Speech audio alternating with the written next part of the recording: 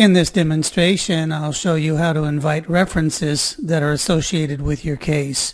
This assumes that the candidate has already completed and submitted their online PHS and that you've done enough preliminary work to know that you want to continue forward and start inviting these references.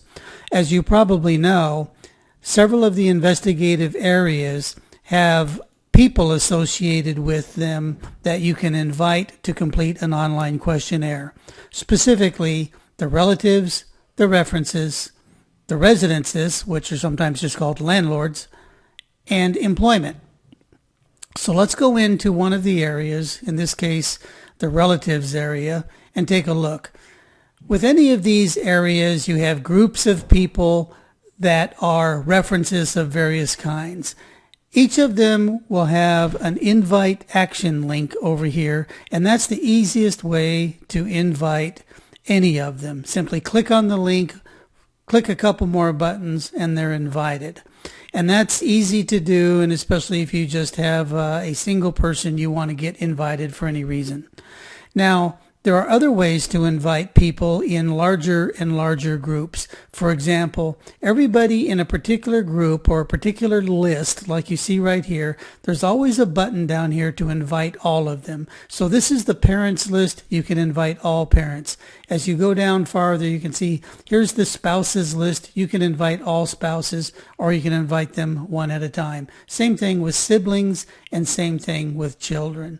Then for each of the 4 investigative areas, there's also a button at the top of the page. This button simply allows you to invite everybody on this page or in this investigative area. So clicking on this button is essentially the same as clicking on this button and this button and this button and this button.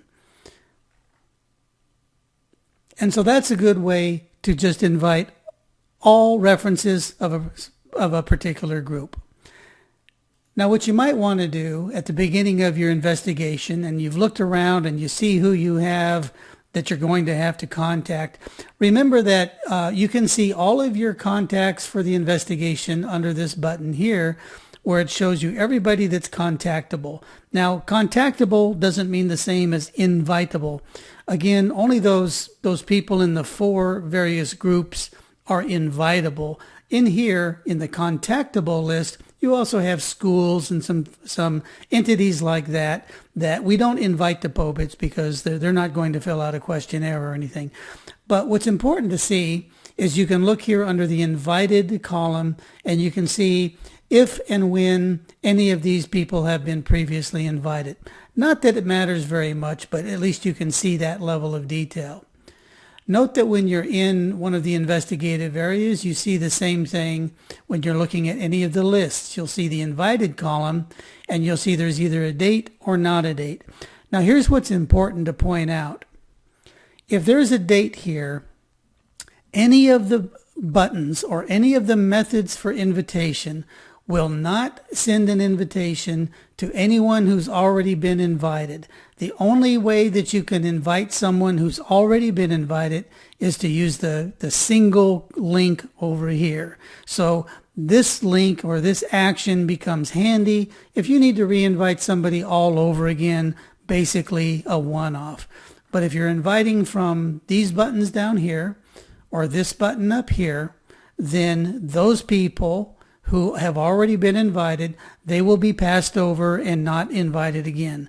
The good point about that is that anytime you add a new person into the investigation, if you want to, you can just click on one of the group invite buttons, this one, or the big one that I haven't shown you yet. You can click on any of those, and there's never any concern that somebody will get another invitation. They will only ever get the one, unless you're clicking on the direct invite button down here. So I mentioned a second ago about the master button, and that's this one right here. So under this button, you can invite all contacts in your entire investigation with the click of a button. And that's a pretty nice feature. Let's go back and show you something on the home page here. I'm going to clear my wait list over here.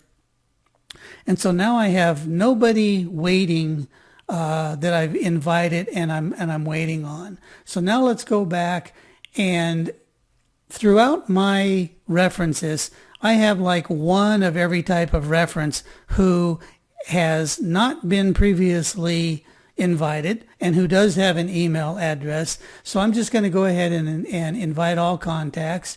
It just asks if I'm sure about what I'm doing, and make a note that for any children that are listed, they're not invited unless they're 18 years old or older. And so we'll say yes to that and let the process run. It should just take a couple of seconds to get done. And when it's done, all of those people who had not been contacted will now be invited. So let's go back over to the home list here. And now you can see I've got a whole new set of people I'm waiting on. So these people have all been invited now, and I'm waiting on them. And if I go back over to any of the investigated areas, for example, in relatives, I can see that everybody's invited here. Everybody's invited. So essentially everybody's been invited throughout my list. If they don't have an invited date, it's because it was never available, because they don't have an email address anyway. So that's a quick overview on how you can rapidly invite everybody, or small groups of people, or even just one person, and that's all there is to it. Note that these pages have a help button, and this help button will take you to our support center, where this is also described again in words for you to reference back to. Thanks for watching.